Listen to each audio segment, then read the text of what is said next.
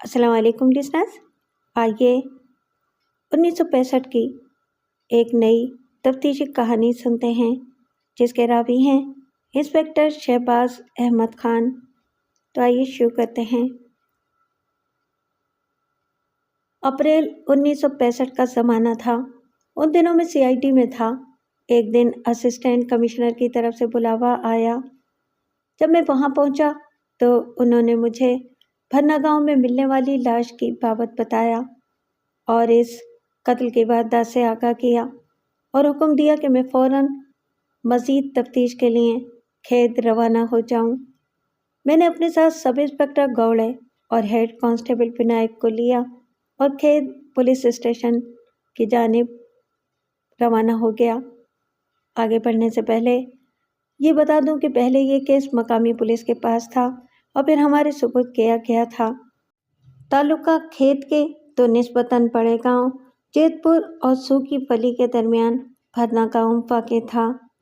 एक रोज़ जेतपुर का रहने वाला सोनू, जो कि अक्सर झरना के होटल में आकर गपशप किया करता था, जब झरना गांव के नाले को अबूर करते हुए होटल की तरफ आ रहा था तो उसकी नज़रें इसमें पड़े हुए जस्त के एक ड्रम पर ठहर गईं।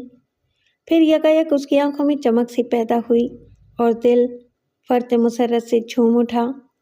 उसके ख्याल में इस ड्रम के अंदर स्मगल किया हुआ बहुत ही कीमती सामान था, जिसे किसी काले बाजार के ताजिर ने पुलिस और कस्टम के डर की वजह से किसी जगह छुपा दिया था। लेकिन मूसलाधार बारिश की वजह से वो बहता हुआ इस नाले तक आ पहुंचा। इस ड्रम को पाने के बाद वो इतना खुश हुआ गोया किसी बड़ी लॉटरी का इनाम इसके नाम खुल गया हो। मज़ीद तहकीकात के लिए वो नाले में उतर कर इस ड्रम के पास पहुंचा तो इसके हवाई किले मिस्मार होकर ढेर हो गए। ड्रम से ताफून के ज़ोरदार भभके निकल रहे थे। ऐसा मालूम होता था कि वो किसी सड़ी हुई लाश पर खड़ा हो गया है। अपनी छटीस के उकसाने पर वो वहाँ से भाग लिया। भन्ना गांव के बस स्टॉप के पास आकर वो बाबू पटने के होटल में दम लेने लगा। होटल का मालिक इसका देरीना मुलाकाती था। सोनू की परेशानी और सरासीमगी देखकर वो चौंक उठा। बारिश के खुनक मौसम में सोनू के माथे से पसीना टपक रहा था। बाबू पटने के इस्तफसार पर सोनू ने सारा वाक़या बेकमोकास्त से सुना दिया। करीबी इलाके का पुलिस हवलदार कुलकर्णी बैठा हुआ चाय पी रहा था। ये वाक़या सुनकर उसने निस्फ भरा हुआ चाय का प्याला अपने सामने से हटा दिया और फिर ड्रामाई अंदाज में अपने कंधे झटकता हुआ वो उठ खड़ा हुआ। सोनू के शाने पर हाथ रखते हुए कुलकर्णी ने उसे अपने साथ नाले तक चलने के लिए कहा। हस्बे मामूल सोनू और पुलिस हवलदार के साथ कुछ और लोग भी हो लिए और ये काफिला कुछ देर पैदल चलकर झरना गांव के नाले तक आ पहुंचा। कुलकर्णी के इशारे पर चंद आदमियों ने वो ड्रम नाले से निकाल लिया। ड्रम चारों तरफ से टाट के एक थैले में लिपटा हुआ था। अपनी नाक पर रुमाल रखते हुए कुलकर्णी ने पहले ड्रम से टाट अलहदा किया और फिर इसका ढक्कन खोला तो इसमें से खुश्क मछलियों का ढेर सा निकलना शुरू हुआ। लम्हे भर बाद हवलदार कुलकर्णी को इसमें एक औरत की लाश नजर आई। ड्रम को उलटने के बाद इसमें से एक लाश जमीन पर थम से आ गिरी। ये मंजर देखते ही इन लोगों के कहकहे बंद हो गए, जो समझ रहे थे कि ड्रम के अंदर बम्बई की डक मछली का स्टॉक था। जैसा कि मैंने पहले बताया, भरना कोई बड़ा गांव नहीं था, बल्कि मुश्किल से 800 नफूस पर मुश्तमिल के गांव तालुका खेत के दो निस्बतन बड़े गांव जेतपुर और सूकी वली के दरमियान वाक़ होने की वजह से मुसाफिरों की आए दिन चहल पहल का मरकज़ बना रहता था। हवलदार कुलकर्णी ने सूरत हाल का जायजा लेने के बाद एक आदमी के जरिए खेत के सब इंस्पेक्टर को मौका वारदात पर बुला लिया। सब इंस्पेक्टर पुलिस के साथ कैमरा मैन भी था, जिसने लाश की चंद तस्वीरें मुख्तलिफ जावियों से उतार लीं और थोड़ी देर बाद पुलिस डॉक्टर भी आ गया। इसने बताया कि इस औरत का कत्ल किसी बड़े धारदार हथियार से एक ही बार में किया गया है। लाश का ज़्यादा हिस्सा सड़ चुका था और इसमें से बदबू की लपटें निकलकर हवा में फैल रही थीं। लाश का चेहरा इतना मस्क हो चुका था कि इसकी शनाख्त नामुमकिन थी। पुलिस के सामने अब मसला ये था, जो कि सवालिया निशान की तरह खड़ा हो गया था, कि आखिर ये औरत थी कौन और कहाँ की रहने वाली थी। इसी असना में भीड़ को चीरता हुआ एक आदमी सब इंस्पेक्टर पुलिस से मुखातिब होकर कहने लगा, जनाब, इस ड्रम को यहाँ तक कल रात में लेकर आया था। क्या मतलब? सब इंस्पेक्टर चौंक कर बोला, साहब, कल शाम को बम्बई रत्नागिरी बस से एक मुसाफिर यहाँ उतरा। उसने मुझसे इसको उठाने के लिए कहा। बड़ी मुश्किल से मैंने ये ड्रम सर पर उठाया और इसके पीछे पीछे हो लिया। इस नाले तक पहुँचने के बाद उसने मुझे ड्रम यहीं छोड़कर वापस लौट जाने के लिए कहा और मैं उससे 2 रुपये मजदूरी लेकर वापस लौट आया। क्या तुम्हें उस शख्स का हुलिया याद है? सब इंस्पेक्टर ने कुली से दरियाफ्त किया। जी हाँ, मुझे उसका हुलिया अच्छी तरह से याद है और उसका चेहरा भी याद है। उसका कद तकरीबन 5.5 फीट होगा। उसके चेहरे का रंग स्याह था और गाल पिचके हुए थे। इसके चेहरे पर सख्त रवि हवेदा थी और इसका सर कंचा था। वो पजामा और कमीज पहने हुए था और लबो लहजे के एतबार से कौन कनी मालूम होता था। कुली के बयान से सब इंस्पेक्टर को बड़ी मदद मिली और उसे यकीन हो गया कि मुजरिम को जल्दी गिरफ्तार कर लिया जाएगा। फिर उसने लाश को खेत पुलिस स्टेशन पहुंचा दिया। लाश का जायजा लेने के बाद उसने उसके बाएं हाथ की कलाई पर सावित्री लिखा हुआ देखा। इसके अलावा कलाई पर सरस्वती की तस्वीर भी गुथी हुई थी। कुछ टूटी हुई हरी चूड़ियाँ, एक चोली और एक मंगलसूत्र ड्रम की तह से बरामद हुए थे। इन चीज़ों से जाहिर होता था कि मकतूला का नाम सावित्री था और वो शादीशुदा औरत थी। इसी दौरान इत्तेफाक से इलाके का सुप्रिंटेंडेंट पुलिस भी चाय वारदात पर पहुंच गया। उसने सब इंस्पेक्टर से कहा कि इस वाक़े की तफसीलात तार के ज़रिए बम्बई पुलिस को भेज दी जाएं। चुनाचे इसने बम्बई CID के क्राइम ब्रांच के असिस्टेंट कमिश्नर को तार के ज़रिए कत्ल की वारदात और इससे मुताल्लिक़ तफसीलात उसी दिन रवाना कर दी। दूसरे ही दिन असिस्टेंट कमिश्नर ने अपने दफ्तर में मुझे बुलाकर इस कत्ल की वारदात से आगाह करते हुए हुक्म दिया कि मैं मज़ीद तफ्तीश के लिए फौरी तौर पर खेत रवाना हो जाऊं। मैंने सब इंस्पेक्टर घोड़े को और हेड कांस्टेबल विनायक को अपने साथ लिया और खेत पुलिस स्टेशन पहुंच गया। यहाँ आकर हमें मालूम हुआ कि लाश को 1 रोज़ पहले जला दिया गया है। हमने हवलदार कुलकर्णी से अब तक की तफ्तीश के बारे में पूछा तो उसने हमें वो तमाम तफसील से आगाह किया जो मैं आपको सुना चुका हूँ। फिर उसने हमें केस फाइल दे दी। हमने लाश से मिलने वाली अशिया और उस ड्रम का मुआयना किया जिसमें से लाश बरामद की गई थी। ये ड्रम बिल्कुल नया था।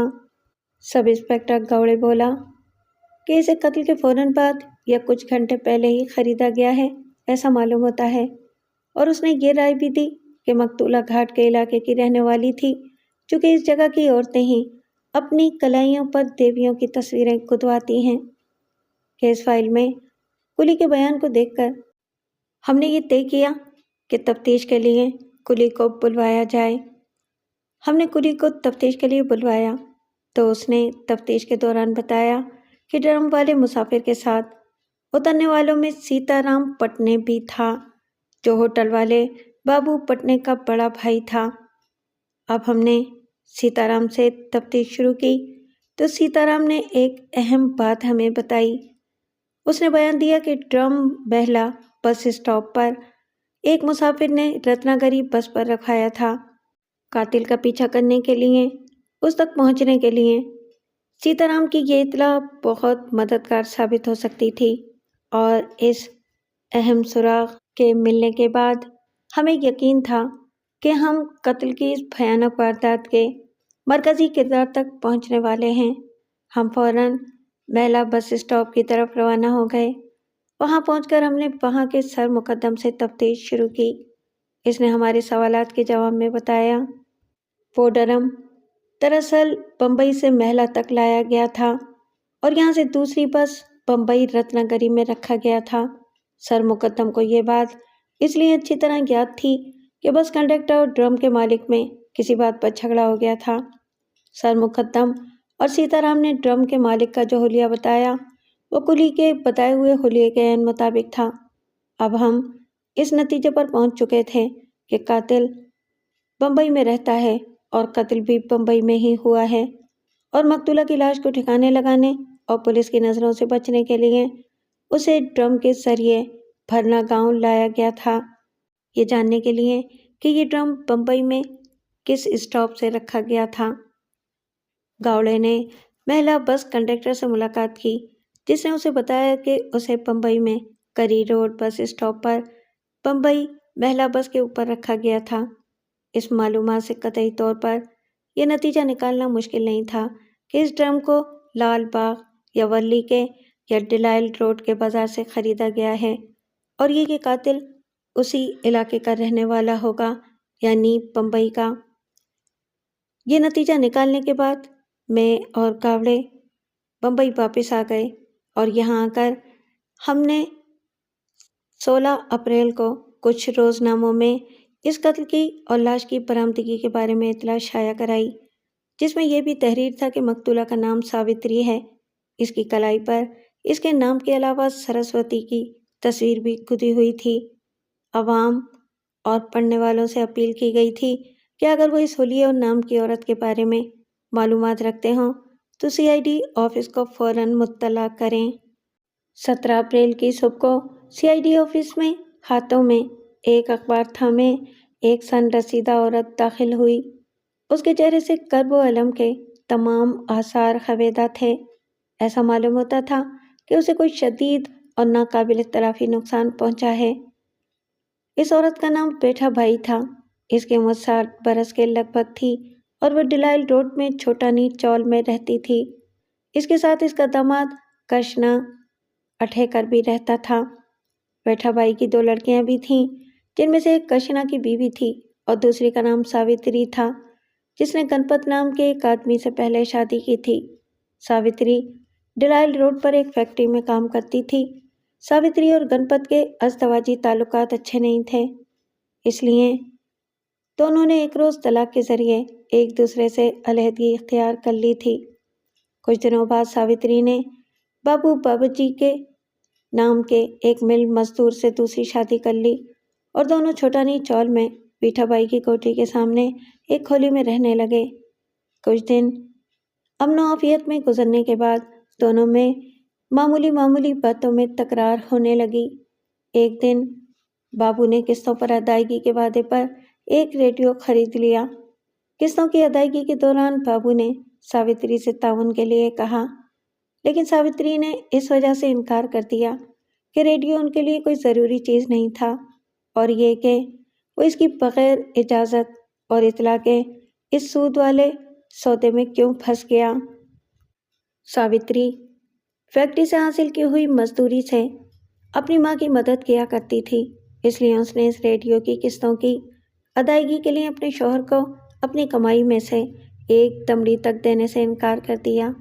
حالانکہ اس کی ماں نے، جو کہ خود بھی ریڈیو سننے کی بڑی شوقین تھی اور اکثر و بیشتر رات گئے تک ساوتری کی کوٹھی میں ریڈیو سے نشر کیے جانے والے گیت اور سنگیت سنا کرتی تھی۔ ساوتری کی روزمرہ زندگی کا ایک معمول یہ بھی تھا کہ وہ فیکٹری جاتے ہوئے اور وہاں سے واپس لوٹنے کے بعد ہمیشہ اپنی ماں کو اطلاع دے دیا کرتی تھی۔ پیٹھا بھائی نے بیان دیتے ہوئے کہا کہ 11 سپٹمبر کی صبح کو جب ساوتری 8:30 بجے تک اس کے پاس نہیں آئی تو وہ فکر مند ہو کر اس کے پاس گئی۔ وہ اپنی کھولی میں موجود نہیں تھی، لیکن اس کا شوہر بابو دروازے پر ہی بیٹھا ہوا تھا۔ بابو سے جب اس نے ساوتری کے بارے میں دریافت کیا تو اس نے بتایا کہ گزشتہ رات وہ اس سے ریڈیو خریدنے کی وجہ سے لڑ جھگڑ کر شروی چلی گئی ہے اور شاید 4-5 روز تک وہیں رہے۔ بابو کی اس اطلاع پر پیٹھا بھائی نے اس لیے تشویش کا اظہار کیا کہ اس کی بیٹی کبھی بھی بغیر اسے بتائے کہیں نہیں جاتی تھی، لیکن حالات نے اسے مجبور کیا کہ وہ اپنے داماد پر یقین کر لے۔ پیٹھا بھائی کا سارا دن اپنی بیٹی کی جدائی کے غم میں گزرا۔ رات کو تقریباً 8 بجے جب بابو اپنے گھر واپس لوٹا تو پیٹھا بھائی نے دیکھا کہ اس کے ساتھ جست کا ایک نیا ڈرم بھی تھا۔ یہ ڈرم کس لیے لائے ہو؟ پیٹھا بھائی نے اس سے دریافت کیا۔ تمہیں کیا مطلب؟ بابو نے غصے میں جواب دیتے ہوئے کہا۔ تم کون ہوتی ہو؟ جب تک ساوتری نہیں آتی میں بھی 2-3 دنوں کے لیے اپنے گاؤں کلسوبی چلا جاؤں گا۔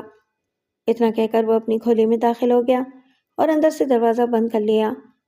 تقریباً 9:30 بجے یہ دروازہ اس نے اس وقت کھولا جب اس کا 16 برس کا بھتیجا رام چندر اپنے گاؤں سے بابو کے پاس شب باسی کے لیے اس کے پاس آیا۔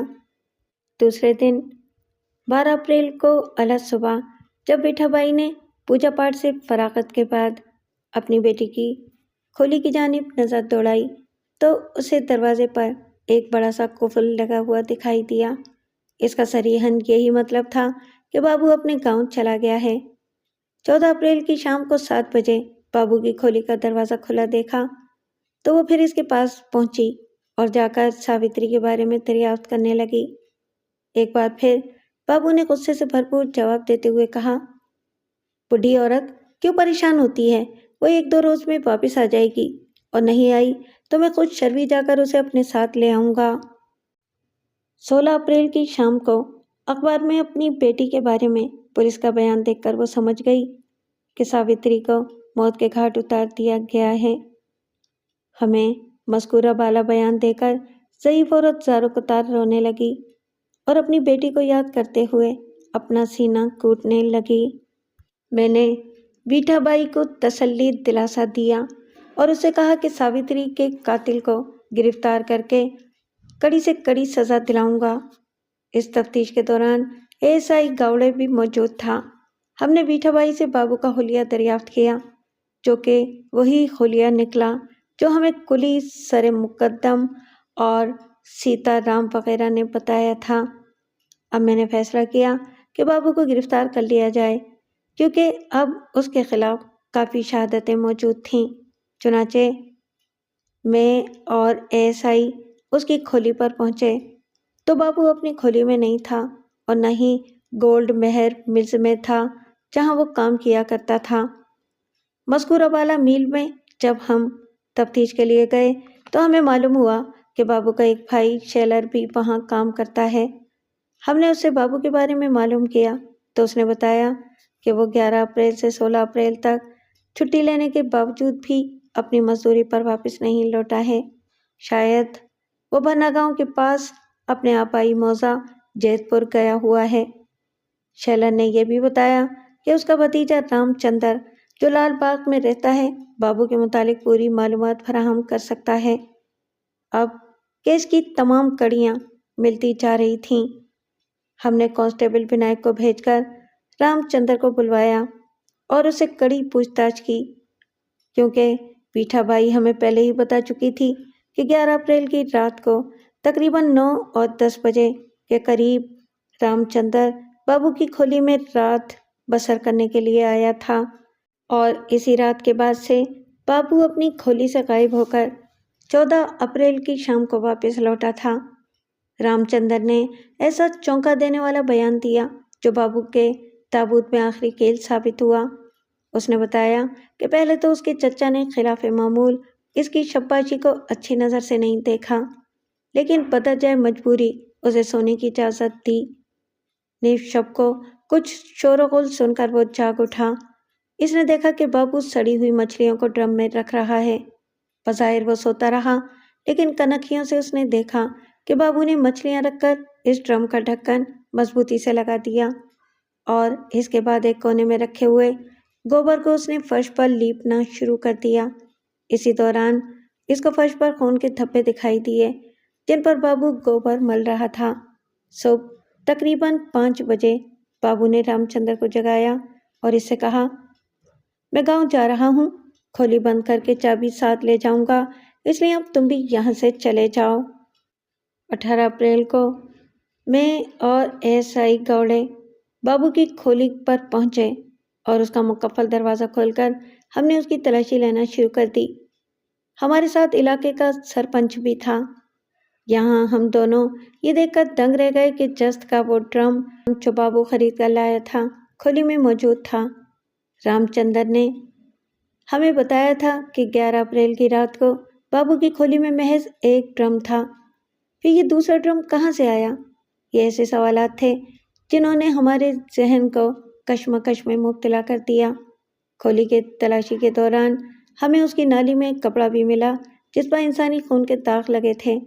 14 اپریل کو ویٹھا بائی کے بیان کے بعد میں نے ایک کانسٹیبل کو کھیت کے پولیس اسٹیشن اس غرض سے روانہ کیا تھا کہ اگر بابو جیت پور میں ہوا تو اسے بمبئی لے کر آ جائے، لیکن کانسٹیبل نے اسی دن واپس آ کر رپورٹ دے دی تھی کہ بابو جیت پور میں نہیں آیا ہے۔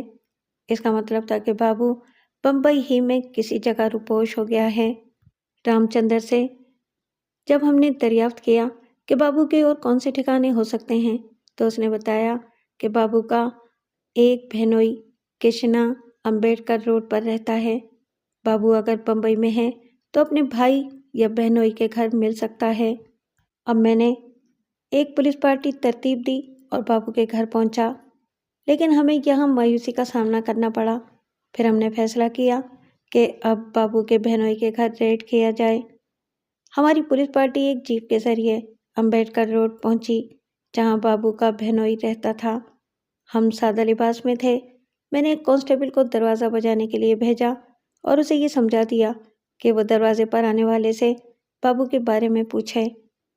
اس نے دروازے پر دستک دی اور ایک عورت نے دروازہ کھولا۔ بعد ازاں پوچھنے پر معلوم ہوا کہ وہ بابو کی بہن تھی۔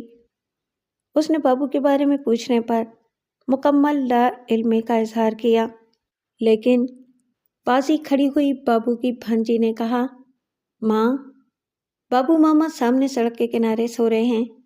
سب انسپکٹر گاوڑے کو میں نے لڑکی کے ساتھ روانہ کر دیا کہ وہ جا کر دیکھے اور اگر وہاں بابو موجود ہے تو اسے گرفتار کر کے لے آئے۔ واقعی بابو چترا سینما کے نزدیک ایک موٹر کار کی دکان کے سینے پر سو رہا تھا۔ گاوڑے نے اسی جگہ کے فوراً ہتھکڑی لگا دی اور پھر ہم اسے گرفتار کر کے تھانے لے کر آ گئے۔ اس اچانک گرفتاری نے اس کے ہوش و حواس ٹھکانے لگا دیے تھے۔ کچھ دیر تک تو وہ اپنی معصومیت اور بے گناہی کے دلائل دیتا رہا، لیکن کڑی پوچھ تاچھ کے نتیجے میں آخرکار اس نے جرم کا اقبال کر لیا، کیونکہ ہم نے اس کے اس خونی کارنامے کی جو تصویر اس کے سامنے کھینچی وہ بابو کے بقول لفظ بر لفظ حقیقت آمیز تھی۔ میں نے بابو کو ساوتری کا قاتل ثابت کرنے کے لیے تمام ثبوت اور جملہ شہادتیں عدالت کے سامنے پیش کر دیں، اور جو عدالت نے فیصلہ دیا وہ کسی کے لیے بھی بعید از قیاس نہیں۔ اسے ساوتری کے قتل کے الزام میں پھانسی کی سزا سنا دی گئی۔